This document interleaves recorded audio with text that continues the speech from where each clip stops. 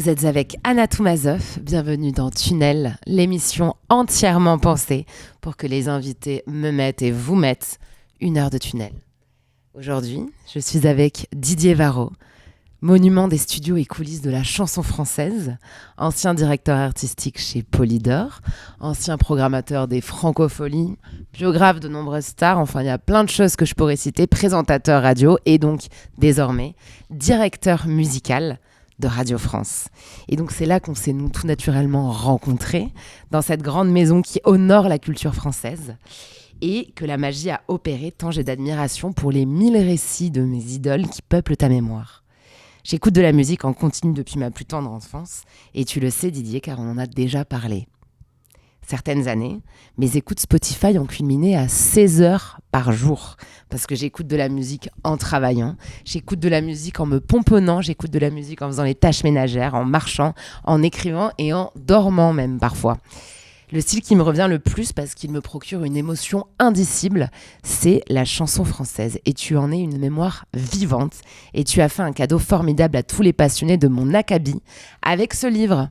Une vraie Bible en 20 chapitres où l'on apprend des tas de choses sur les intrications entre les artistes français et la vie politique, sur les grandes idoles qui ont façonné la nouvelle scène française, sur les festivals qu'on connaît tous, sur les destins tragiques parfois de certains, enfin sur plein d'allers-retours. Et en fait, tu dresses une espèce de grande histoire de la société française à travers les petites histoires des artistes. Et c'est absolument passionnant. Je crois que j'ai lu des extraits à l'ensemble de mon entourage. J'ai dégainé enthousiaste de mon sac à chaque instant. Là, si vous voyez bien, la couverture, elle est même abîmée. Parce que vraiment, le livre, il a voyagé avec moi. Et je me suis vraiment sentie enveloppée à la lecture de toutes ces anecdotes. Parce que il y avait tas de choses en fait, qui prenaient vie devant mes yeux. Et je te remercie vraiment pour ce cadeau que tu nous as fait. Et le thème de ce tunnel aujourd'hui sera donc ce qui nous réunit, la chanson française. T'as connu presque tout. Des scènes les plus mythiques au rendez-vous secret, en passant par les vedettes parties trop tôt, qui hantent le panthéon de nos mémoires de mélomanes. Donc aujourd'hui, on va parler de chansons françaises. Didier, bienvenue dans le tunnel. Et ne crains pas d'être trop long, c'est le but. Merci Anna pour cette belle introduction, ça me fait très plaisir. Alors je ne sais pas si je suis une mémoire vivante, vivant oui, mémoire, j'ai quand même pas mal de trous dans ma mémoire. C'est vrai que quand on parle de chansons françaises, quand on parle de ces histoires que j'ai voulu rassembler effectivement à travers ce chapitre, parfois on a la sensation de partir d'une réalité, de quelque chose qu'on a vécu, puis parfois on se dit mais est-ce que ça je l'ai vraiment vécu, ou est-ce que je l'ai fantasmé, ou est-ce que je l'ai réécrit, comme les artistes en fait. Les artistes ils réécrivent sans cesse leur biographie et ça peut se comprendre. Donc voilà, mais en tout cas je suis ravi d'être là et de plonger dans ce tunnel. Et c'est un deuxième tunnel d'ailleurs parce qu'on avait déjà fait un tunnel ensemble sur les antennes justement, sur les ondes de Radio France il y a un an, c'était juste avant l'Hyper Weekend si je me souviens absolument. Bien. Ton rendez-vous annuel qui t'anime, donc le festival que tu organises à la Maison de la Radio, il y a de nombreux artistes et t'en sors. C'était comment ? C'était fou. C'était fou. C'était la 5e édition, donc une édition anniversaire avec un nombre de créations incroyable, 20 créations. Ce qui fait de cet Hyper Weekend Festival le festival européen, voire mondial, où il y a le plus de créations en 3 jours. Beaucoup d'exaltation, beaucoup de fatigue, beaucoup de stress, beaucoup d'émotions. Donc je suis encore dedans, quoi. Je ne suis pas vraiment sorti de ces 3 jours. Avec en plus, on fait toujours avec ce qu'on est dans sa vie personnelle. En tout cas, moi, c'est comme ça que j'appréhende mon métier. Et comme j'ai perdu ma maman au mois de décembre, ça a été à la fois un moment où il fallait que j'assure et il fallait que je m'habitue à ne plus parler à ma mère 3 fois par jour, comme je le faisais à chaque édition du festival et tous les jours de ma vie. Tu as réussi à communiquer avec elle via la musique ? C'est une bonne question. Je ne sais pas si j'arrive à communiquer avec elle. En tout cas... je pense qu'elle était avec moi sur cette édition parce que l'édition s'est quand même remarquablement passée. Elle a vécu avec moi les moments très difficiles où on n'arrivait pas à boucler notre budget. Je lui disais, il nous faut encore 40, 50 000, 100 000 euros. Et elle participait aussi aux aléas de la programmation. On a eu pas mal de d'obstacles, en tout cas, pour monter ce festival en 5 ans. Et comme j'avais une relation fusionnelle avec ma mère, je lui en parlais. Et elle aimait vivre avec moi, je dirais presque par procuration, ces moments, qu'ils soient joyeux ou moins joyeux. Et cette année, c'est vrai que j'aurais adoré lui faire vivre cette édition qui était exceptionnelle de bout en bout. Alors je me dis que si elle était exceptionnelle de bout en bout, c'est qu'elle devait être vraiment là. Et la musique, justement, nous accompagne dans les moments de joie, dans les moments de tristesse. C'est quelque chose de très fort. Il y a un côté très intime, bien que fédérateur. On va avoir le temps d'en parler pendant toute cette émission. Ça occupe quelle place, toi, dans ta vie, la musique, si tu devais le dire simplement? Ça occupe toute la place. C'est-à-dire qu'effectivement, je pense en chanson, je parle en chanson. Et effectivement, comme c'est mon activité professionnelle, voilà, la musique, elle est omniprésente chez moi. Elle ne m'empêche pas d'avoir une vie intime, privée, accomplie, mais où la musique est aussi un lien dans ma vie personnelle. Donc, elle est partout, la musique. C'est quoi les premières musiques dont tu te rappelles petit? Parce que je faisais cet exercice l'autre jour, j'écris beaucoup sur la nostalgie. Et la première musique dont je me souviens, et j'en ai parlé avec mon père parce qu'il venait, je crois, d'acheter une enceinte. À ce moment-là, on est dans les années 90, avec les sous de l'assurance d'un accident de vélo qu'il avait eu. Bref, et c'était Il Volo de Zucchero. Je ne sais pas si tu te rappelles ce titre. Oui, bien sûr, évidemment. Et la Macarena, qui je me rappelle, étant une enfant des années 90, on l'entendait beaucoup dans les fêtes et ça rentrait. Et la tribu de Dana. Donc voilà, moi, c'est les premières. Toi, Sacré dossier. Alors moi, c'est simple. Mes premiers souvenirs... Alors c'est étrange parce qu'on m'a posé la question récemment, Télérama m'a posé la question, c'est quoi la musique qui est liée à votre enfance? Et donc, comme ma mère vient de partir, j'ai dit Adamo, spontanément, parce que c'était le chanteur de ma mère dans les années 60. Puisque je suis né en 60, donc je suis une vieille personne. Un chiffre rond, ce qu'on va retenir. Mais en fait, non. Moi, ma première idole, ma première fée, c'était Sheila, que je voyais à la télévision avec ses couettes, hurler l'école est finie. Et donc, j'ai demandé à ma mère de m'acheter le 45 tours. J'avais 3 ans, 4 ans. Hein. Et ce qui est assez marrant, c'est que ce 45 tours, je l'ai toujours, comme tous les 45 tours que j'ai achetés, que mes parents m'ont acheté dans les années 60. Mais celui-ci, il est très particulier. Je l'ai raconté à Sheila, ça l'a fait marrer. Je me faisais les dents sur ce 45 tours.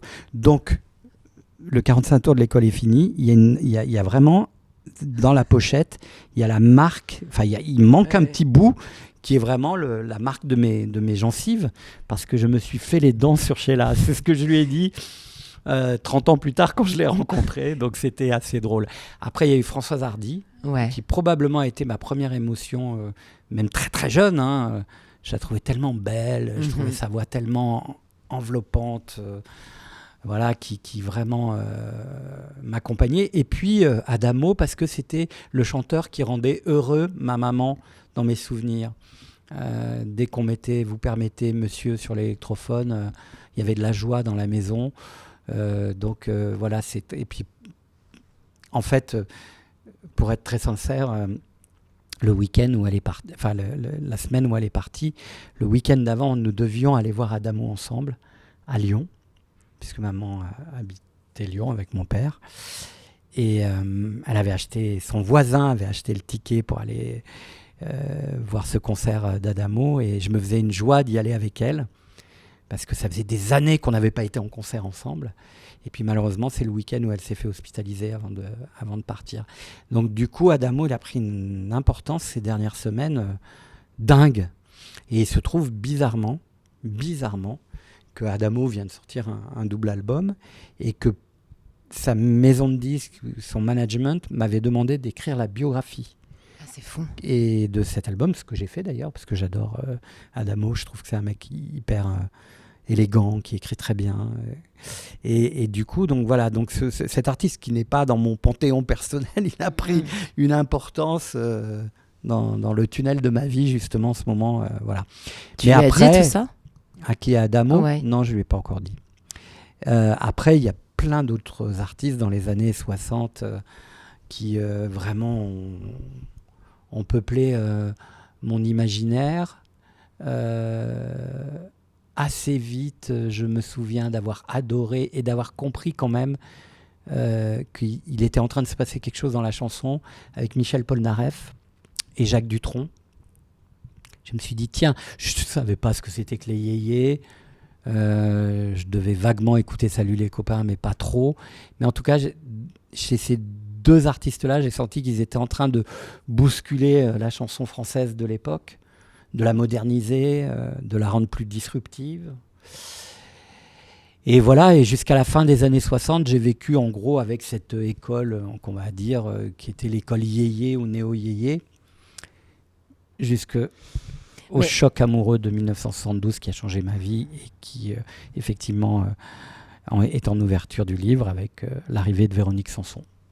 Mais c'est assez intéressant parce que dans les années 60, toi, du coup, t'écoutes la vague yéyé, donc t'écoutes vraiment ce que les jeunes écoutent et t'écoutes pas la musique de papa-maman parce que déjà, à cette époque-là, il y a une petite scission entre les chanteurs de papa-maman de l'après-guerre, etc. et cette vague yéyé qui vient un peu changer les choses, qui s'inspire des États-Unis. Alors ça, c'est très marrant que tu poses la question parce là, on parle beaucoup de ma maman, mais on parle pas de mon père. Mon père écoutait beaucoup de jazz le week-end, Louis Armstrong notamment. Et il écoutait Charles Trenet énormément. Et du coup, Brassens aussi. Et pour moi, ça, c'était des chanteurs qui ne me parlaient pas. C'était les chanteurs de mon père que je trouvais austères. Mm-hmm. Tu sais, on était dans les années 60, on était dans le noir et blanc. La télé était en noir et blanc. Et tout d'un coup, au milieu des années 60, on a commencé à passer à la couleur, y compris dans la télé, mais y compris dans les vêtements et tout ça. Et pour moi, les musiques de mon père symbolisaient le noir et blanc des années 60, et mes musiques ou celles de ma mère symbolisaient déjà un peu plus le passage à la couleur. Et donc voilà. Et en fait, j'avais une sorte de, pas de rejet, mais j'avais l'impression que c'était Rendez-vous en terre inconnue, ce qu'écoutait mon père, quoi. Et bizarrement, c'est quand je suis devenu journaliste que j'ai compris l'importance de Charles Trenet et de Georges Brassens, c'est que je suis tombé amoureux de ces artistes-là, mais bien plus tard. Mais aussi parce que Véronique Sanson, qui était mon idole absolue, disait énormément de belles choses et sur Brassens et sur Trenet. Donc, quand votre idole, qui n'a rien à voir avec ces références-là, vous dit « mais attention, ce sont des références importantes dans la chanson française », tu vas creuser et tu vas essayer de comprendre pourquoi c'est si important alors que ça paraît si différent. Qu'est-ce qui fait que tu as un choc quand Véronique Sanson arrive dans ton paysage ? Nous sommes en 72, j'ai 12 ans, j'écoute cette voix à la radio et il se passe un truc de fou. D'abord, cette voix m'envoûte. Ce vibrato, il m'a ensorcelé immédiatement. Je me disais, qu'est-ce que c'est que ça ? Et bizarrement aussi, cette chanson Amoureuse, qui était donc le premier extrait de cet album, qui s'appelait également Amoureuse, le texte m'a, traversé, et de façon intuitive, j'avais l'impression qu'elle chantait ce que j'allais vivre dans ma vie amoureuse. Une nuit, je m'endors avec lui, mais je sais qu'on me l'interdit, et je sens la fièvre qui me mord, etc., etc., etc. Et pour moi, ça, c'était à la fois la chanson la plus sensuelle, donc ça a été l'éveil à la sensualité, et à l'interdit. Je savais que ma vie intime, amoureuse, ce serait une vie avec des garçons et pas des filles. En 72, c'était un tremblement de terre. Et puis, je suis vite allé acheter cet album aux Galeries Lafayette. C'était déjà de Grenoble, place Grenette. Et je me souviens, je suis reparti avec cet album. Quand j'ai vu la pochette, j'ai trouvé cette femme somptueusement belle. Et j'ai écouté cet album dans le noir, dans ma chambre, de préadolescent. Et j'avais l'impression, alors évidemment, je ne savais pas quelle était mon identité sexuelle, évidemment, mais je me disais, si je suis une femme, je veux être elle. Et si je suis un homme hétérosexuel, je veux épouser cette femme. C'était dingue, quand même. Et à cette époque-là, du coup, les chanteurs et chanteuses que tu écoutes et dans les histoires amoureuses desquelles tu arrives à te projeter, du coup, c'est plutôt des femmes qui parlent lui. Oui, moi j'ai toujours beaucoup plus écouté les chanteuses, les femmes qui chantent d'ailleurs, je dis. C'est une expression de Barbara. Barbara, elle disait « Je ne suis pas une chanteuse, je suis une femme qui chante ». Grande différence. Mais j'ai reçu Leslie Medina récemment en émission.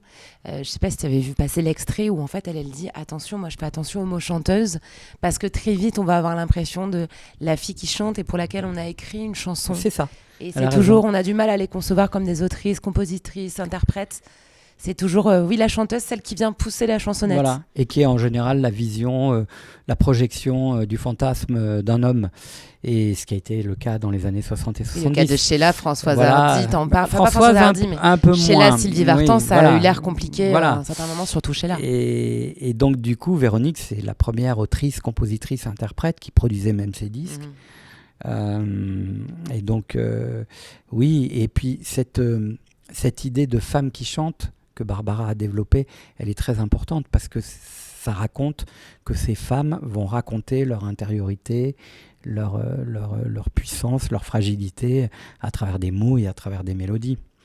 Donc oui, et puis Barbara va occuper une place très importante dans les années 70. Et puis toutes les chanteuses, ouais, c'est vrai, j'ai toujours été plus... À quel moment Barbara, elle arrive justement dans ta collection de 45 tours? Dans les années 70, j'entendais Barbara un peu à la radio dans les années 60, mais je n'étais pas réellement sensible encore. Début des années 70, il y a cet album L'Aigle Noir. C'est quand elle revient du coup. Ouais, que j'écoute en boucle. Et puis les Sansoniens, les fans de Samson, très vite savent qu'il y a une pionnière qui s'appelle Barbara, qui chante depuis la fin des années 50. Et on devient dingue, quoi. On est le club des barbares et on écoute tous les albums, toutes les chansons de Barbara que je vais voir sur scène en 76. Un an après Véronique Sanson. Et c'est vrai que ça a conditionné beaucoup de choses dans ma vie et dans ma relation à la chanson. Parce que tu dis « on », mais à ce moment-là, la musique parvient à faire communauté ? Pardon ? Tu dis « on », les Sansoniens, etc. Oui. À ce moment-là, les fans, ce qu'on appelle maintenant les fanbases d'un artiste donné, réussissent à s'agréger en communauté. C'est des gens qu'on recroise à travers les concerts, on correspond, etc. Alors, qu'est-ce qui se passe ? Moi, c'est vrai que dans les années 70, je vais peu au concert parce que j'ai 12, 13, 14 ans et voilà, il y a beaucoup moins de concerts qu'aujourd'hui. Le concert même, ça n'existe pas. Il y a des galas, il y a des grosses stars des années 60-70 qui tournent sur tout l'été. Mais au lycée, on se définit, on a sa propre identité, mais on se définit aussi parce qu'on aime écouter. Et ce qu'on aime écouter, c'est la musique. Donc au lycée, il y a des clans. Et c'est vrai que moi, Véronique Sanson, tous mes copains me disaient « Mais ça, qu'est-ce que tu... » Ouais, ça va. Elle est un peu rock par rapport aux autres. Mais mes copains et mes copines étaient plus attirés par la musique anglo-saxonne, le rock anglo-saxon. Et moi, j'étais vraiment un peu le canard boiteux parce que je continuais à aimer les chanteurs français. Donc, c'est en dehors du lycée que je me faisais ma petite fanbase ou que je créais ma petite communauté avec des gens qui aimaient bien ces artistes-là. Et à quel moment, après, en rejoignant Paris, tu deviens journaliste musical ? Je deviens journaliste musical en 83. Tu as 23 ans. Ouais. Et tu es déjà au contact de toutes ces vedettes, justement. Ça va commencer. Mais ce qui est fou, c'est que en fait, j'étais pas du tout profilé pour ça. Je n'imaginais même pas, quand j'ai passé mon bac ou quand j'ai suivi mon cursus universitaire, donc dans les années 80, je fais une licence puis une maîtrise d'histoire. Je me dis pas, je veux être journaliste musical.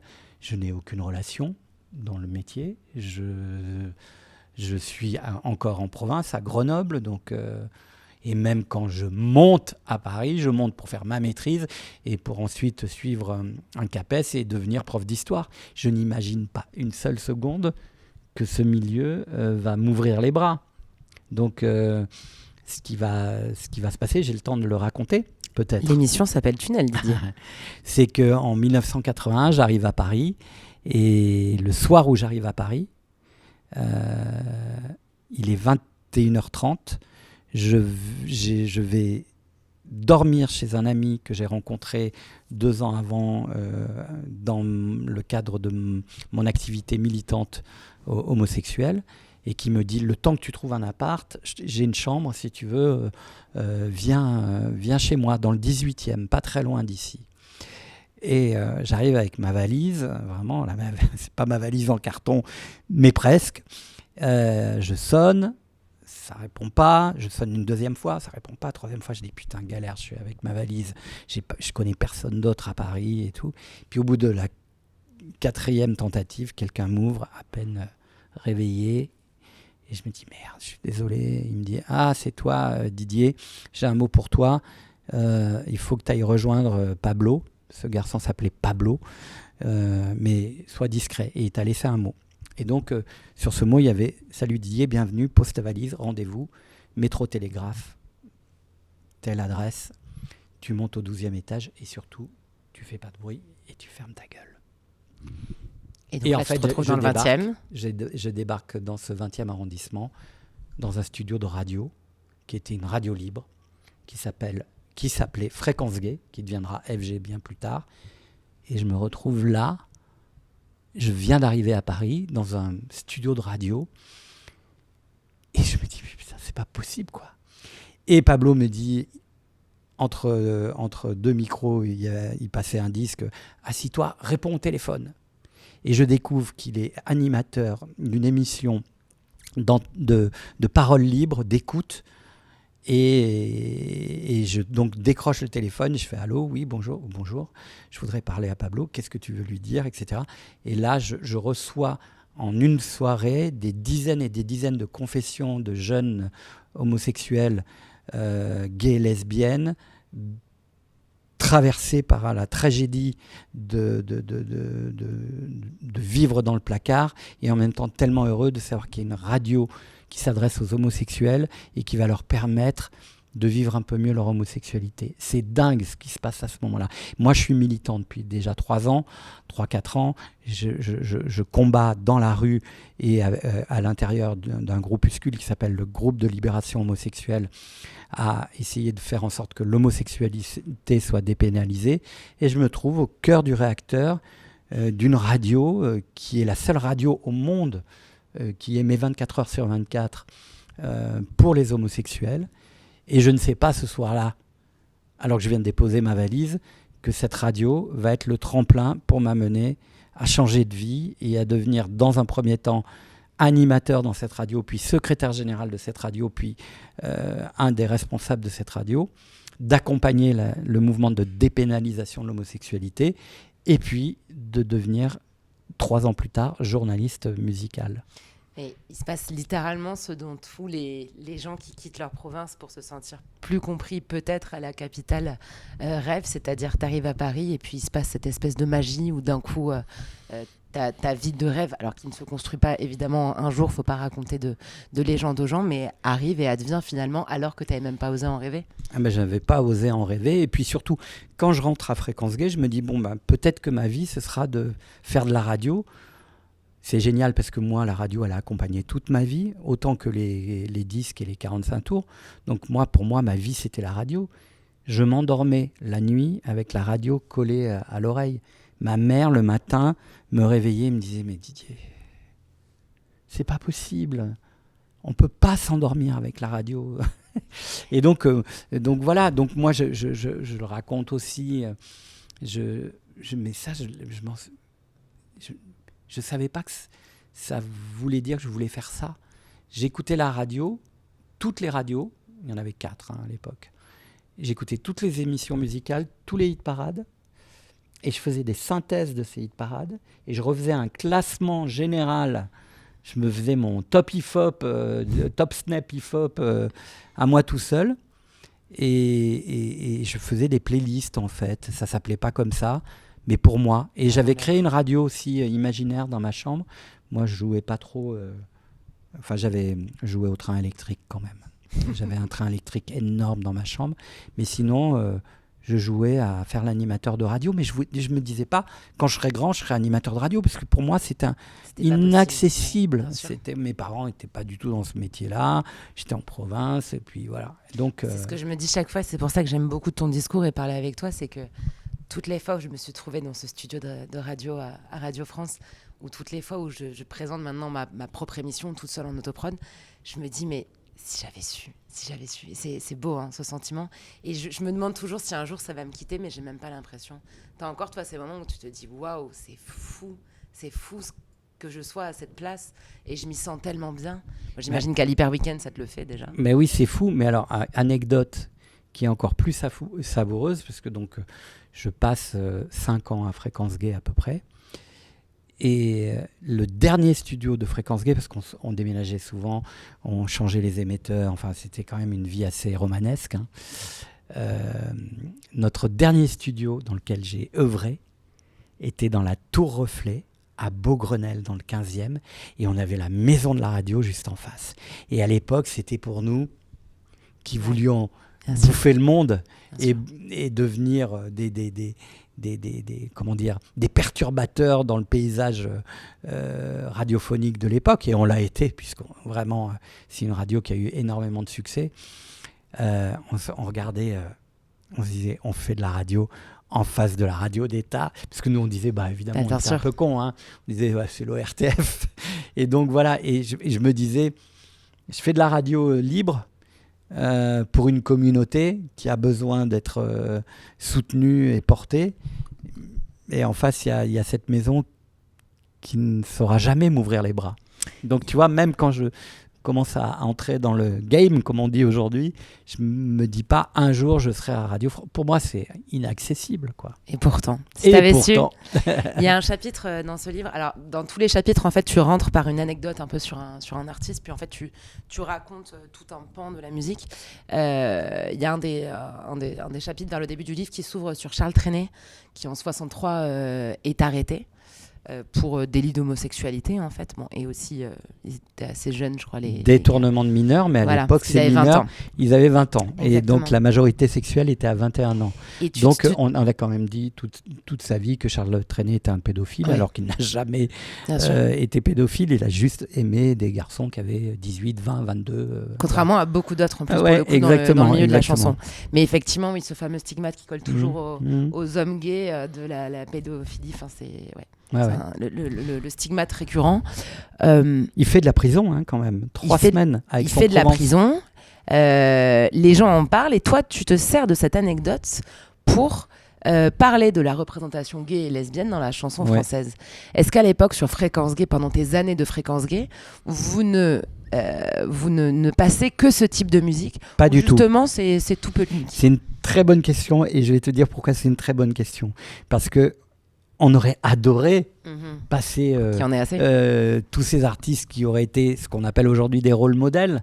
Mais non, il y en avait très peu. Donc, c'est compliqué. Alors, évidemment, on parle de Charles Trenet, mais on est très... on adore Indochine. Évidemment, dès qu'Indochine arrive avec ses chansons queer, même s'ils n'étaient pas gays, il y avait quand même ce truc très fort. On aime Dao, on passe beaucoup Dao dans les artistes qui surgissent à l'époque. On adore Chagrin d'amour, mais il n'y a pas d'artistes référents qui ont fait leur coming out. Alors évidemment, les chanteuses. Barbara, Véronique Sanson, Dalida, qui est quand même la grande sœur de ces combats, puisqu'elle chante l'homosexualité dans les années 70. Elle en parle beaucoup. Elle fait partie de ces artistes qui s'engagent pour la dépénalisation de l'homosexualité. Voilà, mais sinon, c'est vrai qu'on n'a pas ce qui va se passer dans les années 90, mais surtout 2010, à partir de 2010, quoi. Voilà. Il y a un cousin de mon père qui a 5 ans de moins que toi, il est de 65. Et quand Dalida est morte, il était étudiant en droit, je ne sais plus dans quelle université du centre de Paris. Il n'est pas allé en cours pendant une semaine. Et quand la prof lui a demandé de justifier son absence, puisqu'évidemment en droit, tu n'as pas le droit de truc, il lui a dit « Mais madame Dalida est morte ». Et c'est quand il m'avait raconté cette anecdote que j'avais compris. Moi, c'est quelqu'un que j'ai toujours beaucoup écouté, mais que j'ai compris à quel point...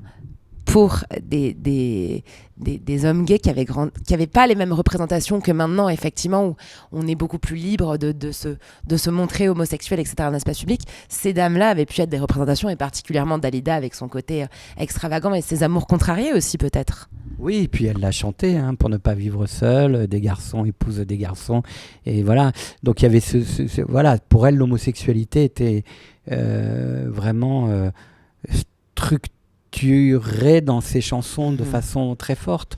Et Dalida, tu lui consacres un chapitre, oui. Tu ouvres un chapitre qui s'appelle Dalida pour en arriver là, où en fait tu parles de toutes ces fins tragiques Il y en a en une poignée d'années, je caricature, c'est pas une dizaine d'années, je crois que c'est en 14 ou 15 ans. On a Mike Brandt, on a Claude François, on a Dalida, on a Balavoine, on a Berger. Qu'est-ce qui se passe à ce moment-là? Qu'est-ce que ça crée en fait chez les gens que toutes ces idoles soudain décèdent? Il y a Jodassin aussi d'ailleurs. Ouais. Ce qui m'a intéressé en fait dans ce chapitre, en ouvrant effectivement sur le tragique destin de Dalida qui se confronte à la mort plusieurs fois dans son existence et au suicide. On dirait que la mort la poursuit. Oui. Et puis donc les hommes de sa vie se suicident aussi, donc il y a quand même ce truc-là très, très prégnant dans son destin. C'est d'analyser, de raconter en fait dans une histoire de la chanson française que parfois ces destins tragiques conduisent les artistes à avoir une vie plus forte dans leur postérité que de leur vivant. Ça paraît bizarre parce qu'avec ton regard de jeune femme, tu as l'impression que Dalida était une immense star. Elle était une immense star de son vivant, mais on va dire que les 5 ou 10 dernières années de sa vie, c'était assez compliqué pour elle. Elle avait moins de tubes, elle vendait moins de disques, c'était plus compliqué. Claude François, c'était pareil. Il a retrouvé vraiment la notoriété au moment où il disparaît. Berger, lui, il avait énormément de succès, mais il n'était pas reconnu et estimé comme l'architecte de la pop française. Il a fallu qu'il meure pour que les gens se rendent compte que c'était un artiste aussi important que Gainsbourg dans l'histoire de la chanson française. Et tu racontes que c'est France Gall d'ailleurs qui construit à titre posthume vraiment cette légende, tout à fait. Cette mémoire de Berger. Et Balavoine, je dirais, c'est un peu pareil. C'est-à-dire que Balavoine, que j'ai bien connu, il a couru toute sa vie après une légitimité qu'il n'avait pas réussi à obtenir des rock critiques ou des gens plus branchés, on va dire. Et en fait, aujourd'hui, Balavoine, il est légitimé par le rap, par le monde du rap, donc c'est incroyable, et l'électro. Donc c'est-à-dire que lui qui avait cette passion pour la musique électronique avant même qu'elle n'existe réellement, et qui était vraiment un pionnier dans la manière de concevoir et de produire ses disques, c'est aujourd'hui que finalement cette jeunesse d'avant-garde dans la musique le revendique comme une influence première. Donc c'est intéressant, la relation à la postérité. C'est ça que je voulais raconter dans ce chapitre. C'est vraiment quelque chose dont j'avais envie de parler avec toi, parce qu'effectivement, moi, ma génération revoit complètement à titre posthume l'œuvre des gens. Et ce que je me dis à chaque fois, c'est que peut-être que les gens dont on imagine qu'ils étaient les plus gros hitmakers de l'époque, peut-être qu'à ce moment-là, en fait, de leur vivant, on les calculait pas tant que ça, et qu'il y a des gens qui faisaient des tubes absolument formidables qu'on voyait partout. Ma génération n'en a jamais entendu parler. Exactement. Je te dis ça parce Bien que vu. Des années 2000, on retient certains tubes que nous, du coup, on passe en soirée, etc. Et c'est un peu toujours les mêmes. Et moi, j'aime bien réexhumer ceux qu'on a oubliés, tu vois, et qui m'ont beaucoup plus marqué. Et donc, je me dis, si déjà on fait ça à l'échelle des années 2000, qui était il n'y a pas si longtemps, j'imagine que sur les années 80 ou 70, en fait, on doit se faire une image de qui était au top of the pop, qui est peut-être pas vrai, en fait. En fait, oui, il faut revoir et relire l'histoire de la chanson dans sa réalité, au moment où elle se déroule, et puis voir aujourd'hui, avec le recul, l'importance qu'ont eu certains artistes. Je pense, d'ailleurs, j'en parle assez peu dans le livre, à part sur une chanson en particulier, c'est Michel Delpech, par exemple. Tu parles de Quand j'étais chanteur, sur la question de partir. Mais évidemment, qui est une chanson dinguissime. Ou Patrick Juvet, tous ces artistes qui ont vraiment occupé nos petits écrans, qu'on regardait avec leur col pelle à tarte, leurs pantalons pas de def, leur veste en velours, on se moquait d'eux, ils faisaient quand même des gros tubes. mais on ne soupçonnait pas finalement leur importance, leur regard sur la société française. Delpech, il a écrit des chansons qui racontent assez bien les années 70. Il a un œil presque cinématographique sur ces années-là, quand il chante Les Divorcés, par exemple, ou Marianne, ou que Marianne était jolie, ou Le Loir-et-Cher, ou toutes ces chansons. D'ailleurs, qu'on entend dans le film que Juliette Armanet a incarné, Partir un jour. C'est pour ça que j'aime beaucoup ce film. Je fais juste une petite parenthèse parce que moi, on m'a toujours un peu, pas stigmatisé, mais un peu quand même, sur le fait que j'aimais les chansons populaires aussi, les tubes. Et en fait, j'ai toujours dit que les chansons populaires, même si on n'y est pas esthétiquement sensible, elles nous imprègnent et elles sont des marqueurs de nos vies. Elles sont comme tatouées dans notre mémoire. Et elles ont beau être parfois anecdotiques, parfois trop légères pour être honnêtes, elles sont importantes en fait. Et c'est pour ça que je n'ai jamais mis de hiérarchie dans la chanson. Je n'ai jamais dit il y a de la bonne et de la mauvaise chanson. Il y a de la chanson qui est un territoire d'expression où on peut être sidéré par la pertinence de Léo Ferré quand il chante Avec le temps, et qu'il écrit cette chanson qui, bon voilà, une fois que tu as écrit ça, à la limite, je ne sais même pas si tu as besoin d'écrire beaucoup d'albums derrière. C'est tellement une chanson qui dit tout. J'avais demandé à certains artistes une fois sur un épisode sur Jacques Brel, quand j'étais chez Radio France, sur comment est-ce qu'on fait pour écrire après Brel. Brel a existé, qu'est-ce qu'on écrit après? Enfin, tu vois, mais ça, mais justement, parce qu'il faut être décomplexé et pas se dire il y a une chanson monumentale et une chanson plus anecdotique, sinon on fait rien, quoi. Et tu viens de mentionner à la suite la chanson populaire et Juliette Armanet. Et ça me fait penser à quelque chose. À mon anniversaire, donc en mars dernier, on m'a fait un anniversaire surprise qui a réuni mes amis de chez moi, donc du sud-ouest, donc de Toulouse, de Bordeaux, mes amis parisiens, mes amis bruxellois, parce que c'est une ville où j'ai passé presque une dizaine d'années. Et à un moment donné, ma petite sœur a mis les lacs du Connemara. Or, les lacs du Connemara, c'est un peu, tu vois, ce truc, la caricature, ils en ont parlé sur l'affaire Dreyfus, quoi. C'est vraiment le truc qui divise.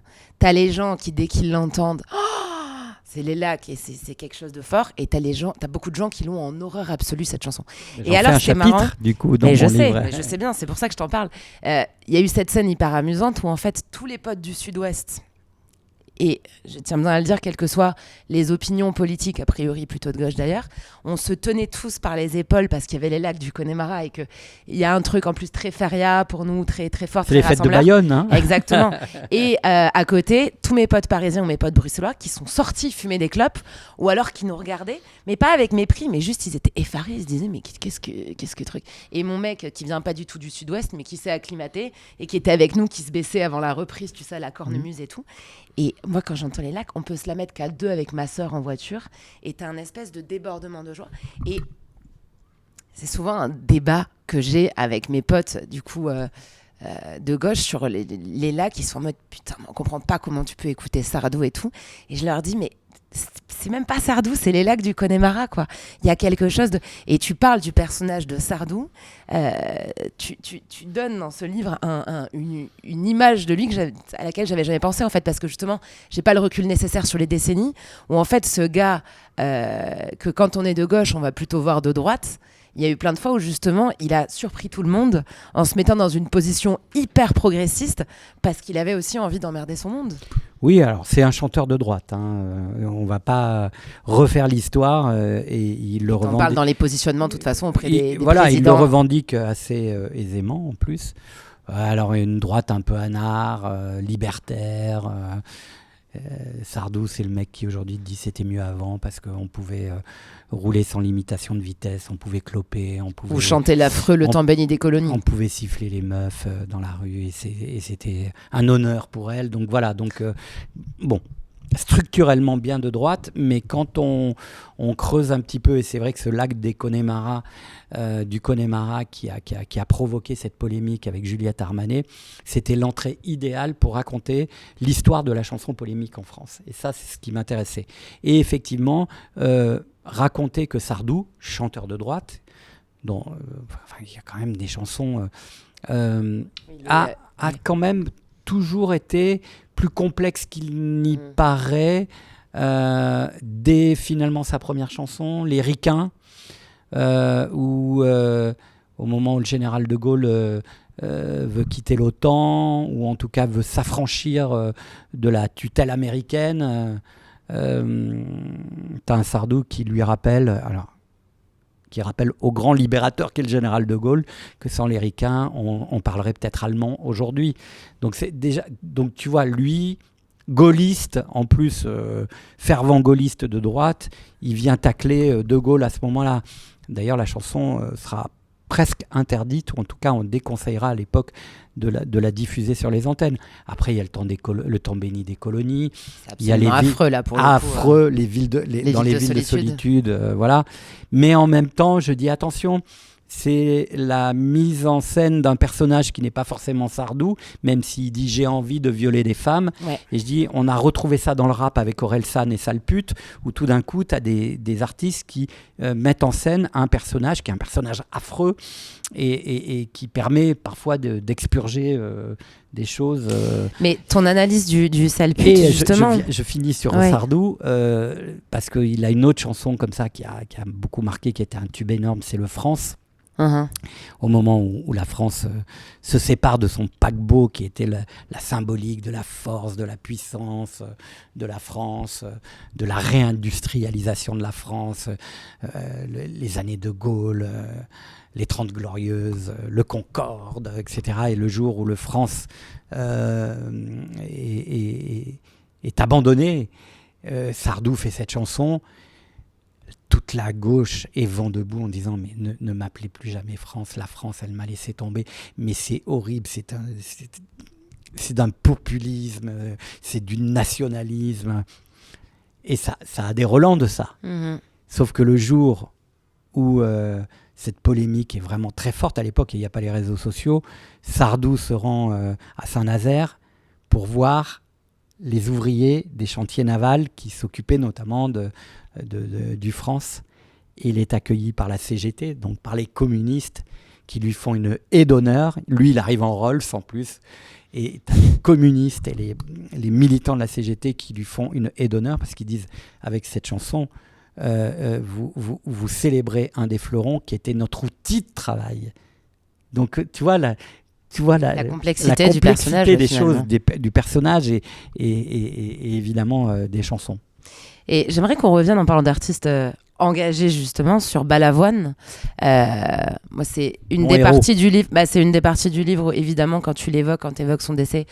J'ai pleuré concrètement. Je sais pas si tu as pleuré à des moments d'ailleurs en écrivant ce livre parce que ça a dû te ramener à plein de choses. Moi, en le lisant, il y a plein de choses. Ça a tellement d'importance justement dans ma famille, dans les discussions, dans plein de choses, qu'il y a des choses qui m'ont beaucoup touchée. Et donc, quand tu parles de Balavoine, est-ce que tu veux nous en parler ?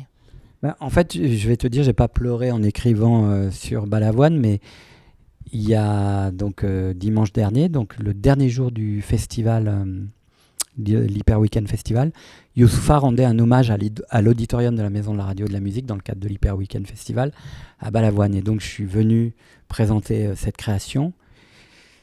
Et en la présentant, j'avais préparé un petit texte. Et j'ai failli vraiment finir en larmes devant 1400 personnes qui me regardaient et puis des centaines de milliers d'auditeurs qui m'écoutaient parce que je racontais en fait qu'il y a 40 ans, jour pour jour, j'étais avec Daniel Balavoine. Il sortait d'une émission que je faisais avec lui et Jean-Louis Foulquier qui était mon producteur qui a créé les Francopholies. Voilà, avec lequel j'ai co-animé plein d'émissions et on recevait Balavoine. On était, le 20 décembre. Et il venait de sortir donc son album Sauver l'amour. Il était numéro top 50 avec la Ziza. Il était heureux comme jamais parce que ça y est, les rock critiques commençaient à le considérer. Il avait fait une sortie d'album incroyable. Tout le monde louait la production de cet album, les textes, l'engagement, la subtilité. Donc il était tellement heureux, il se sentait enfin à la bonne place, amoureux, papa d'un petit garçon, il allait être papa dans quelques mois d'une petite fille. Donc tu vois, je vois un Balavoine au sommet de son accomplissement. Et après l'émission, on était tous les deux sur les marches de la Maison de la Radio et de la Musique, sur la porte B qui va bientôt rouvrir. Il y a des escaliers. Et on parlait de cet album, de ses projets. Et on n'arrivait pas à se quitter. Et il me dit à un moment, qu'est-ce qu'on fait ? On va boire un coup aux Ondes. Les Ondes, c'est un café qui est juste en face de la Maison de la Radio. Puis il me dit, non, j'ai encore des trucs à faire avant de partir sur le Paris-Dakar. Donc, il me dit à ce moment-là, bon, écoute, on se revoit en février quand je rentre du Dakar, parce que je vais vraiment te faire écouter mon prochain album qui sera en anglais. Il en avait parlé dans l'émission pour la première fois, qu'il était en train de préparer un deuxième album qui serait totalement en anglais, produit en Angleterre avec des musiciens anglais, des textes en anglais, où il me disait, ça sera un groupe, je serai un chanteur, je serai le chanteur du groupe. Et il me dit, on se donne rendez-vous en février et je te ferai écouter les premières maquettes de cet album. Donc on s'est quitté là.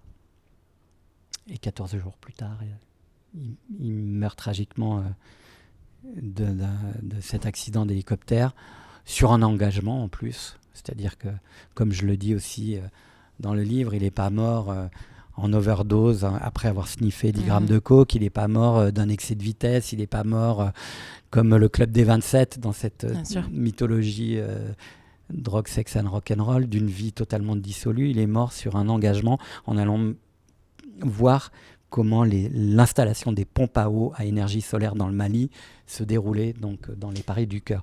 Donc là, la tragédie, elle est à son climax, quoi. On est sur un jeune homme qui vient de trouver son équilibre. 33 ans, voilà. Et donc, moi, ça m'a laissé sans voix à l'époque. Je n'ai même pas pu aller aux obsèques à Biarritz. Et après, j'ai acheté une petite baraque à Biarritz qui s'est écroulée. Symboliquement, c'est quand même très fort. Et j'allais souvent sur sa tombe, dans ce cimetière un peu glauque, à côté de l'aéroport de Biarritz. Et quand j'étais pas bien du tout, parce que c'était une période où j'allais pas bien du tout, je passais du temps à lui parler ou à rester là, à côté de lui. Ça a été très important pour moi. C'est quoi la chanson de son répertoire qui justement te fait le plus de bien maintenant qu'il est parti, même s'il est parti depuis des décennies maintenant?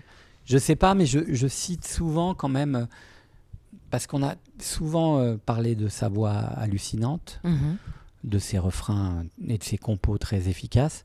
On parlait moins de ses textes, Balavoine, je trouve. Et il a eu des textes très importants, des phrases qui sont des traités de philosophie. Je veux mourir malheureux pour ne rien regretter. La jeunesse est une douleur ancienne en manque de compréhension. Aimer est plus fort que d'être aimé. Même dans La vie ne m'apprend rien, il y a des textes qui sont absolument exceptionnels. Je l'écoutais en boucle au printemps dernier. J'étais en Italie, je faisais un tour en train avec mon mec. Et j'avais téléchargé, tu sais, des This Is, tu sais, les This Is Daniel Balavoine, This Is machin sur Spotify. Et j'écoutais en boucle La vie ne m'apprend rien, parce que moi, quand j'étais gamine, il y avait eu la reprise de Liane Folly. Donc j'ai mis du temps à connaître la version Balavoine. Et je traversais du coup un moment un peu compliqué avec ma famille, il se passait beaucoup de choses et tout. Et j'écoutais cette chanson en boucle. Et il y a dans sa voix, parce que moi je l'ai toujours connu mort, donc on sait son destin, il y a cette espèce de nostalgie, de mélancolie qu'on ressent de plein fouet. Et elle est exceptionnelle, cette chanson. Oui, elle est exceptionnelle, c'est vrai. Et alors, pour répondre à ta question, je vais te dire aimer plus fort que d'être aimé. Donc, Christine and the Queens avait fait une version dingue pour les 30 ans des Francopholies. Chris Raïm adore Balavoine. Il a toujours considéré que c'était peut-être la voix la plus inspirante quand il s'agissait de se mettre soi-même au micro pour chanter. J'ai vu Christine and the Queens, on en parlait tout à l'heure en off, récemment sur scène, qui avait été invitée par le groupe Rallye à la Flèche d'Or.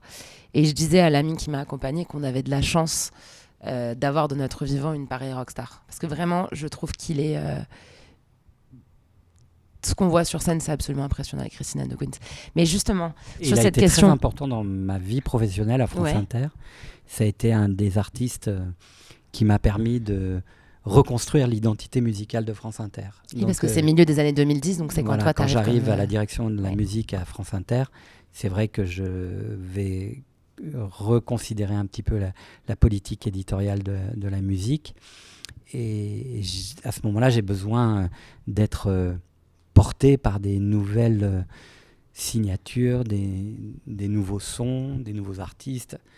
Et vont arriver Woodkid, La Femme, Fauve, Christine and the Queens. Et c'est avec eux, Benjamin Clémentine et quelques autres, que je vais bâtir la nouvelle politique musicale de France Inter, et qui va faire en sorte que cette radio va s'identifier à la nouvelle génération, au Eddie de Pretto, Juliette Armanet, Clara Luciani, que j'ai accompagné après dans mes émissions. Et être une certaine référence justement du bon goût. Comment t'as fait toi, à ce moment-là, pour pas te perdre dans l'exigence du bon goût parfois un peu niche parisien et ton amour de la chanson qui rassemble? Parce que tu sais que c'est souvent le reproche qui a pu être fait à la musique France Inter, Nova ou les Inrock, Télérama. Moi, c'est évidemment des choses que je consomme à fond. Mais tu sais, ce reproche un peu du parisianisme et de la chanson qui chuchote, tu fais référence parfois dans ton livre. Comment est-ce que tu fais à ce moment-là pour concilier bon goût et populaire ? C'est une très bonne question parce que, effectivement, on va être assez stigmatisé pour ces choix éditoriaux qui auraient été des choix de centre-ville, de bobos un peu privilégiés, qui seraient déconnectés des territoires, de la vie en province. Il y aurait une musique parisienne et il y aurait une musique... Et j'ai toujours considéré que c'était d'une bêtise absolue. Donc j'ai toujours fait la place... justement précisément aux artistes populaires qui m'avaient construit, Balavoine, Dalida, Véronique Sanson, Sheila, enfin bon, tous les artistes que j'ai portés. Mais surtout, j'ai eu cette chance, quand même, c'est que contrairement à la génération d'avant, celle qui était ma génération d'artistes qui étaient mes référents, mes rôle modèles, Souchon, Woolsey, Yves Simon, Véronique Sanson, qui incarnait une nouvelle chanson française qui était très loin de la chanson populaire des Dalida, Sheila, Sardou, Claude François, etc. Moi, je suis arrivé avec une génération qui adorait à la fois reprendre du Dalida ou du Claude François et avoir cette exigence musicale dont on disait qu'elle était celle des bobos de centre-ville. Donc c'est ça, moi, qui m'a fait probablement gagner 20 ans dans mon expérience professionnelle, parce que je me suis retrouvé en phase avec une génération qui avait à peine 30 ans et qui avait exactement les mêmes références que moi, exactement la même relation organique et sensuelle et politique à la chanson. Donc je me suis dit, en fait, ma vraie génération, c'est celle des Christine, des Armanet, des Eddie de Pretto, des Yoa aujourd'hui, de toutes ces femmes et tous ces hommes qui se construisent comme moi je me suis construit. C'est quand même bizarre, quoi. Et tu racontes dans ce livre, tu vas quelques années en arrière à la mort de Johnny. Oui. Et tu racontes la mort de Johnny et tu parles, et ça j'aimerais bien qu'on en discute, de presque l'impossibilité qu'il y aurait de nos jours à fabriquer de telles idoles rassembleuses. Oui, ça c'est vrai que c'est un phénomène qu'on aura du mal à retrouver, à mon sens, dans les nouvelles générations, sauf si la société évolue dans les années à venir. Est-ce que c'est à cause de cet élitisme, justement, ou ça n'a rien à voir ? C'est pas qu'une histoire d'élitisme, c'est probablement une histoire d'évolution des usages et de la consommation de la musique. C'est aussi en lien probablement avec une histoire de la société qui est beaucoup plus divisée, archipélisée, qui fait que quand on écoute du rap, on n'a pas forcément envie d'écouter autre chose que du rap. Alors que dans les années 60 et 70, même si tu n'écoutais pas Johnny était tellement présent, était tellement puissant, que même ceux qui ne voulaient pas l'écouter ou qui ne l'aimaient pas ou qui étaient indifférents reconnaissaient qu'il avait ce rôle de statue du commandeur. Et il y avait cette phrase souvent d'ailleurs, même chez celles et ceux qui n'aimaient pas Johnny, disaient « Non mais oui, Johnny, va le voir sur scène. » Oui. Et il met tout le monde d'accord. C'est un grand regret que j'ai de ne pas l'avoir vu sur scène. Du coup, il y avait ce truc-là, c'est-à-dire que même si on était frontalement opposé à ce qu'il était ou ce qu'il chantait, on reconnaissait qu'il était, le pionnier d'une révolution musicale en France, qui était celle du rock, et deux, qu'il avait ce truc fédérateur, c'était le premier chanteur de stade. Donc voilà, alors Céline Dion aujourd'hui occupe un peu cette même place, cette même symbolique d'une artiste de variété populaire qui peut faire pleurer des gens qui finalement ne sont pas touchés par ce qu'elle peut chanter. Mais qui n'a pas pleuré sur la cérémonie d'ouverture des JO? J'ai cette image-là d'un petit couple dont on voit bien que ils n'écoutent pas Céline Dion tous les jours, mais au moment où elle finit sa prestation sur la Tour Eiffel, c'est le mec qui pleure et qui dit bon ok. Et genre, elle a plié le match, quoi, tu vois. Mais ce moment où elle regarde vers le ciel et qu'elle chante Dieu réunit ceux qui s'aiment, enfin, je veux dire. Ouais.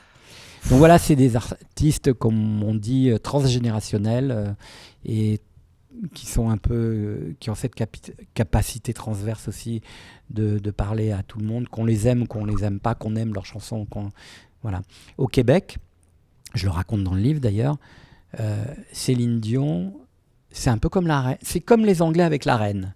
C'est-à-dire qu'à un moment donné, on voit bien que le jour où... Et pourtant, la monarchie anglaise, ces 30 dernières années, on a vécu des secousses et des moments où on s'est dit bon, il serait peut-être temps que l'Angleterre devienne une république ou une république monarchique. Enfin, et on voit bien que à chaque moment où le symbole de la monarchie disparaît, la nation se réunit. Comme si, et je pense que c'est la réalité, comme si les peuples avaient besoin par moment d'un symbole qui cimente l'union nationale. Dominica raconte ce truc génial, c'est qu'il s'est construit toute sa vie contre Johnny Hallyday. Et en gros, il a fait de la musique pour dire il y a une autre façon de faire du rock, il y a une autre façon de faire de la musique. Donc il s'est vraiment construit intellectuellement et émotionnellement contre la figure de Johnny, contre ce qu'il représentait. Et le jour où il est mort, il a dit « J'ai eu ce sentiment en fait de perte de ce ciment social. » C'est incroyable quand même. C'est ce que tu racontes de toute façon sur ce moment où la France se suspend en fait parce que Johnny est mort. Enfin, t'as un côté le roi est mort, mais il n'y a pas de vive le roi parce que justement il n'y a pas d'idole pour lui succéder. Et effectivement, ce que tu racontes, c'est que tous les gens, même qui ne s'en réclamaient pas, viennent dire qu'on a tous quelque chose de Johnny. On a tous en nous quelque chose de Johnny. Ouais. Et moi, ce qui m'avait beaucoup marqué, puisque j'ai couvert ce décès pour France Inter, je m'étais dit ok. T'as une attente frénétique chez toi avec le téléphone allumé. On va appeler tous les artistes qui vont bien nous parler de Johnny. Et je me dis mais est-ce qu'on va pouvoir parler avec les rappeurs? Et dès que j'ai cherché à joindre Stomy, NTM, enfin tous les rappeurs, c'était les premiers à dire c'est le boss. C'est Stomy qui dit Johnny, c'est comme la Tour Eiffel. C'est de l'acier, les gens embarqués, enracinés dans la terre de France. C'est hallucinant qu'il raconte ça, quoi. Stomy Bugsy, quoi. Donc, c'est ça raconte. Doc Gynéco, enfin, tous ont témoigné.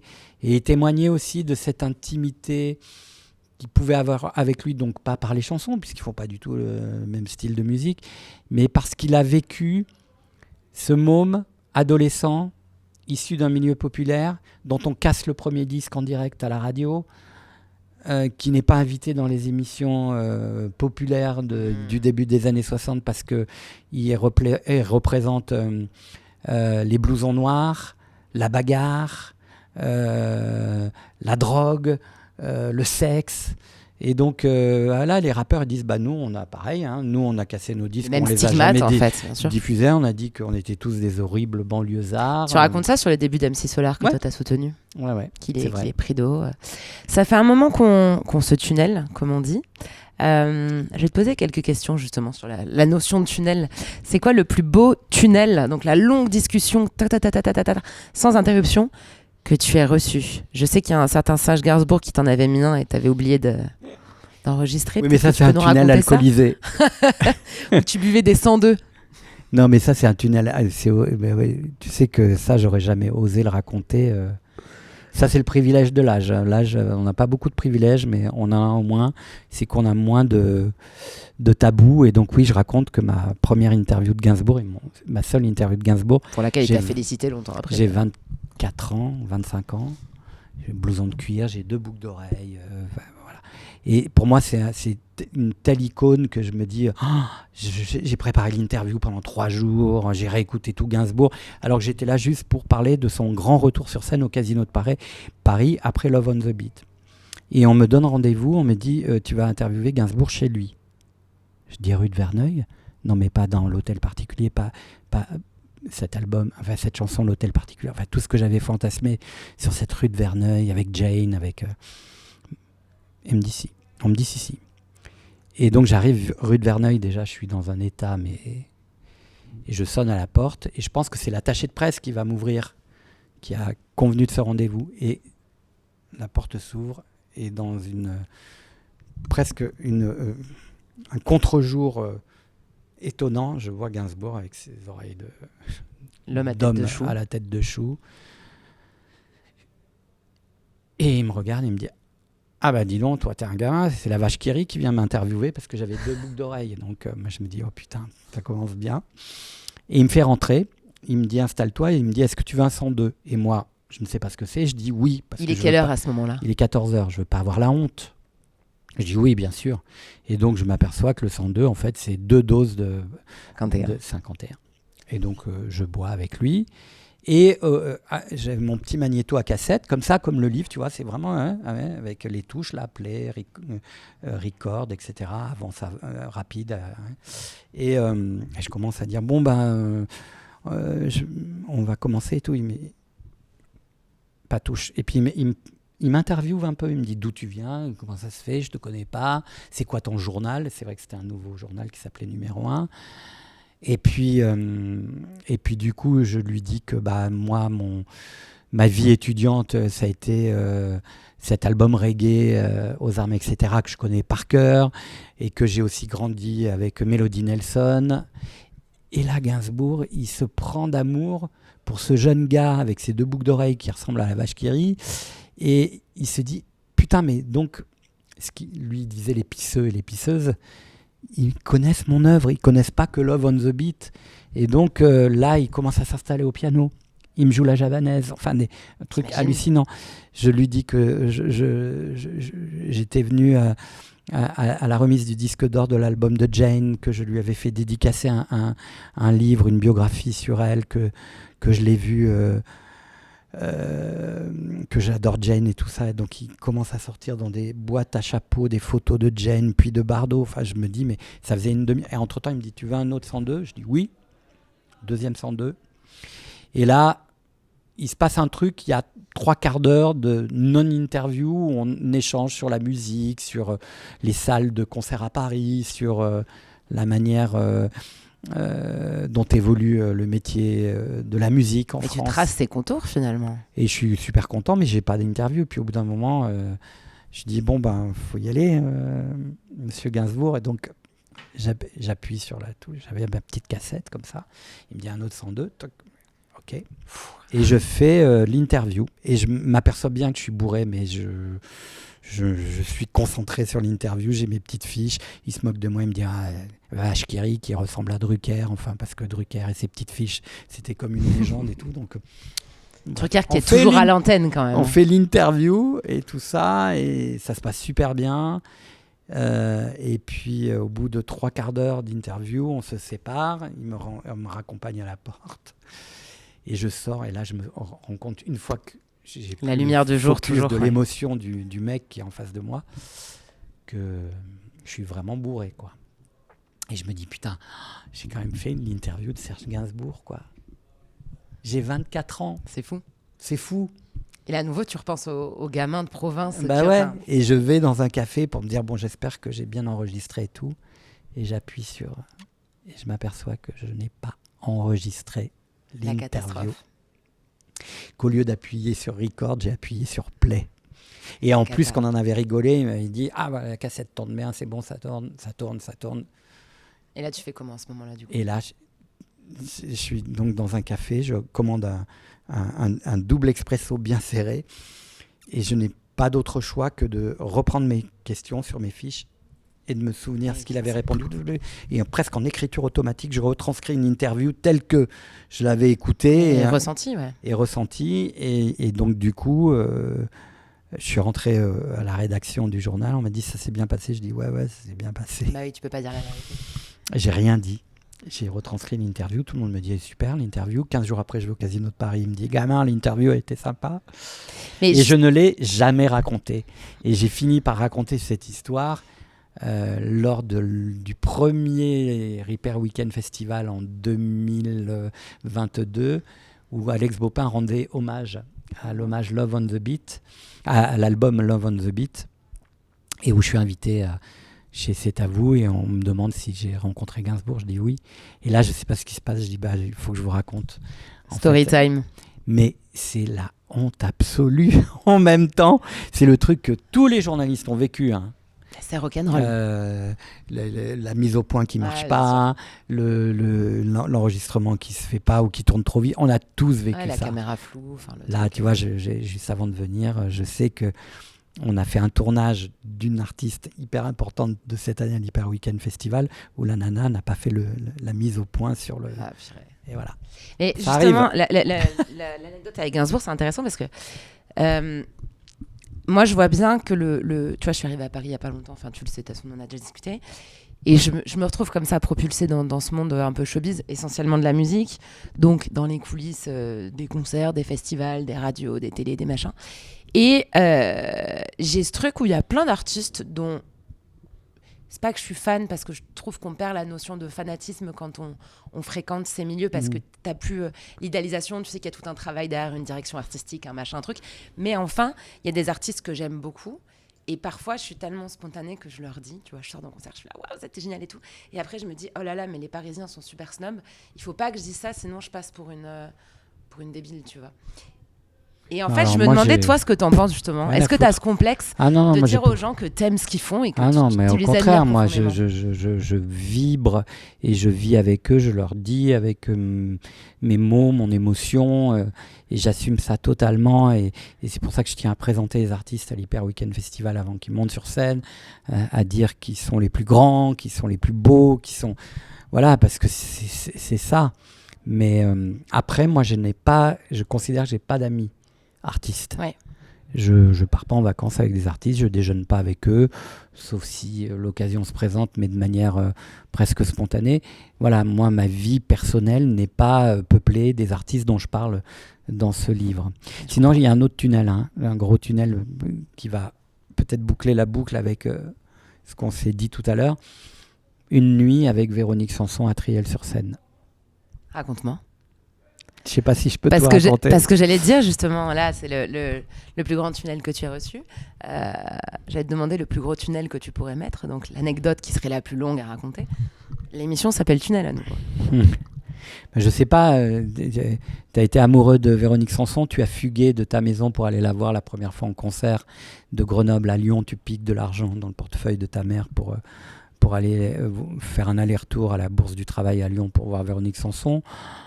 Tu mens à tes parents, enfin tu vois, tu vois ce concert, tu es encore plus amoureux que le jour où tu achètes le disque au Galeries Lafayette, et puis un jour tu la rencontres, tu l'interviews, et puis tu lui fais des billets d'amour dans l'émission que je faisais avec Jean-Louis Foulquier, et puis un jour je vais à Triel, donc chez elle, et là je passe une nuit, c'est pas une nuit sur son épaule, mais oui c'est un peu ça quoi.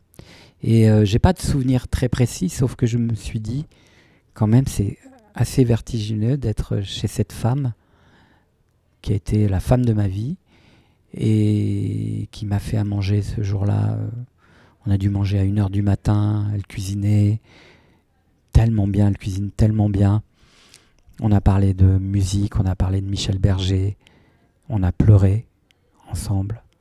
On s'est pris la main, on s'est fait des bisous, on s'est fait des câlins. C'était voilà, il y en a eu d'autres après. Ça a l'air suspendu. Soirée chez elle, mais voilà, celle-là, elle m'appartient parce qu'on n'était que tous les deux. Voilà. Je voulais te demander justement en parlant des admirations. Et c'est marrant parce que tu vois, tu as cité beaucoup de femmes au final. Et on en parlait avant d'enregistrer, qu'on a des formidables femmes qui maintenant émergent sur, sur la scène française, avec des belles histoires d'amitié d'ailleurs. Dans ton livre, il y a un chapitre qui est consacré aux figures, on en parlait au début, de Sheila, Françoise Hardy et Sylvie Vartan, qui émergent un peu conjointement, mais avec des profils très différents, qu'on a voulu leur faire incarner. Maintenant, les artistes, comme elles ont les réseaux sociaux, c'est plus dur de leur faire incarner quelque chose, elles incarnent un peu qui elles ont envie.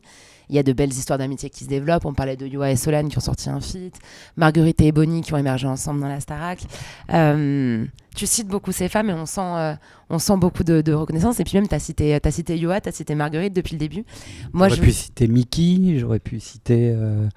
je pourrais en citer vraiment beaucoup de femmes. Solane, qui elle a presque provoqué...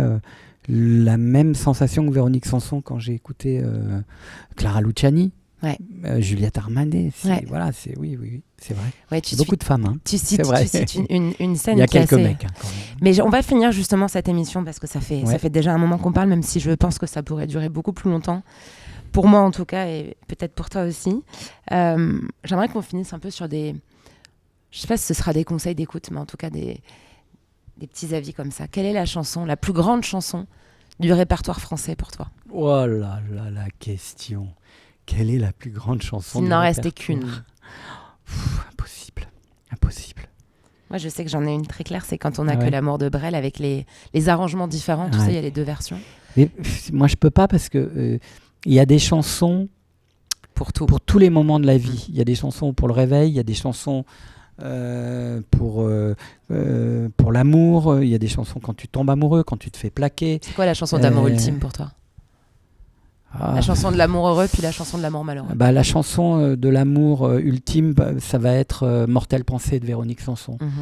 C'est la chanson où elle règle définitivement sa culpabilité de cet amour qu'elle a comment dire, violée avec Michel Berger, puisqu'elle est partie du jour au lendemain sans lui donner de nouvelles, alors qu'ils allaient aux États-Unis se marier. Et elle va faire beaucoup de chansons sur cette culpabilité, sur cette peine immense qu'elle a eue à reconnaître qu'elle avait fait une connerie, mais en même temps, c'est pas une connerie. Et un jour, elle écrit cette chanson Mortelle pensée, qui n'est pas très connue, mais qui est sublime, avec une écriture tellement ciselée, et qui est comme... la réparation. Voilà, moi j'aime les chansons qui réparent. Ouverture de Étienne Dao est une chanson quand vous êtes au fond du trou, quand vous dites jamais plus je tomberai amoureux, jamais plus on me trouvera séduisant ou séduisante, la vie est terminée. Et puis tout d'un coup, vous vous laissez prendre. Et c'est une scène de cinéma d'Étienne qui rentre dans ce café et qui voit au loin un regard et qui sent que tout d'un coup, presque contre sa propre volonté, il est en train de s'ouvrir à nouveau. Donc ouverture, chanson magnifique d'Étienne Dao. Il y a des chansons d'Alex Bopin aussi qui sont ultra importantes pour moi. Elles m'accompagnent. Voilà, quand on perd quelqu'un d'aussi important que sa maman. Il a écrit une chanson quand il a perdu son amoureuse qui s'appelle Au ciel. Voilà, ça c'est des chansons qui vous traversent. Mais donc c'est pour moi impossible de dire la chanson ultime parce que sinon je pense que je ferais pas ce métier. Voilà. Trop de choses la palette. Ouais. J'allais te demander les lignes que tu trouvais les plus belles et j'allais citer les miennes. Moi c'est vraiment, et à nouveau depuis toujours, dans cette chanson de Beko et Maintenant, qui n'a pas été écrite par Beko d'ailleurs, qui est écrite par Delanoë. Ouais. où il dit « Tu m'as laissé la terre entière, et la terre sans toi, c'est petit ». Je vois pas quelle phrase peut mieux exprimer le deuil ou la perte d'un individu. Je trouve ça absolument... Ouais, c'est magnifique. Mais si tu te fais plaquer demain, tu as cette phrase de Boris Bergman dans une chanson de Bachung qui est géniale. « Si tu me quittes, est-ce que je peux venir aussi ?» C'est vrai que c'est beau. C'est pas mal, hein. C'est beau, il y a un côté pas moins... mal parce que... C'est moins tragique. Ouais, voilà. C'est insolent. C'est de l'insolence plus. Excuse-moi, hop là. Si, oui, tu parles à un moment des comédies musicales et je me rends compte en lisant ce livre que malgré... Honnêtement, j'étais fière parce que la plupart des chansons, je les connais, la plupart des références, je les avais. Mais je n'ai jamais vu de retransmission de Starmania. Quelle est la comédie musicale par excellence à voir ou entendre ? Est-ce que c'est Starmania ? Alors, pour la comédie musicale chantée sur scène ou pour le livret, Starmania, sans nul doute, parce que c'est une œuvre aux mélodies imparables, puissantes. C'est une œuvre médiumnique.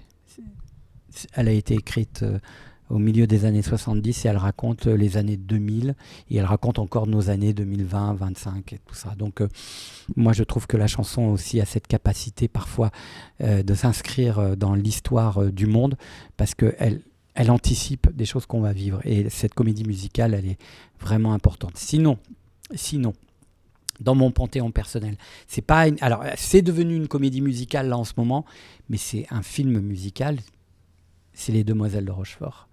C'est probablement le film que je peux revoir le plus souvent et ça me ramène à l'enfance, à mes années 60, à un film en couleur où je me dis tiens ça y est, on sort du noir et blanc, on sort de ce truc que les parents, les grands-parents ne veulent pas évoquer qui s'appelle la guerre, parce que moi je suis un enfant de parents qui ont vécu la guerre, donc ça c'est important. Et c'est la couleur. Puis alors c'est la couleur, c'est pas la couleur pastel, hein, on y va, c'est des couleurs un peu... Et un côté bonbon même, non ? C'est une espèce de romantisme absolu, c'est l'histoire du destin, c'est la passion entre deux sœurs, c'est l'amour idéal, iconique, idéalisé. Non, c'est tout ça, c'est la joie. C'est un film qui dessine une architecture de la joie absolument phénoménale et de la mélancolie aussi, qui nous apprend que la joie ultime, cette espèce de nirvana qu'on peut ressentir le temps d'une fête, qui est un peu une fête foraine dans Les Demoiselles de Rochefort, mais pas que, ça dure 3 jours et puis il y a le moment où on démonte, où on remballe tout le matériel, où on enlève ses costumes et on reprend sa vie naturelle. C'est ce que je vis en ce moment. Je te rencontre aujourd'hui.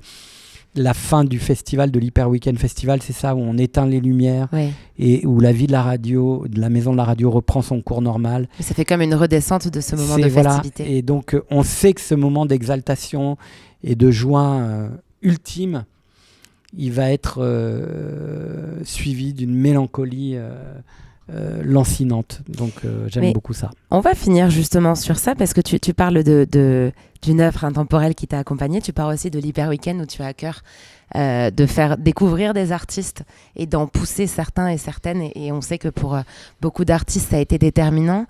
Ce matin encore, je le disais, je parlais avec Patricia Teglia, l'attachée de presse de Pige, qui disait que tu avais fait beaucoup pour cet artiste. Qui est l'artiste dans les nouvelles générations, à l'aune de ce que tu sais de la chanson française, même si je me doute qu'il doit y avoir un côté socratique dans ta connaissance, tu dois dire tout ce que je sais, c'est que je ne sais rien, parce qu'on ne peut pas prévoir de façon millimétrée, mais enfin, de tous les artistes qu'on voit émerger actuellement, quelle est la personne dont tu as une quasi-certitude qu'on va la voir pendant encore des décennies ? C'est une question difficile, mais je dirais qu'une Solane a probablement toutes ses qualités parce qu'elle est à la fois une fille d'aujourd'hui, une fille de son temps et qui a cette forme de classicisme et d'intemporalité qui fait qu'on traverse le temps. Elle est capable de toucher avec ses chansons des gens de 70, 80 et des jeunes filles et des jeunes garçons d'aujourd'hui. Donc Solane, mais je dirais aussi que Mickey a probablement... dans cette façon qu'elle a de bousculer aujourd'hui la langue et les codes de la musique, cette capacité à s'installer dans le temps. Quand on crée un avant et un après, en général, on reste, même si c'est pas facile, hein, c'est compliqué. Et je peux te dire, puisque tu parles de l'Hyper Weekend Festival, que se produisait cette année sur une petite scène qui s'appelle Déjà Demain, un duo, alors je ne sais pas s'ils seront là encore dans 10 ans, mais en tout cas, sur le moment, l'émotion qu'ils m'ont provoquée est telle, il s'appelle Bonne Nuit. Voilà, j'ai deviné, je l'ai chuchoté.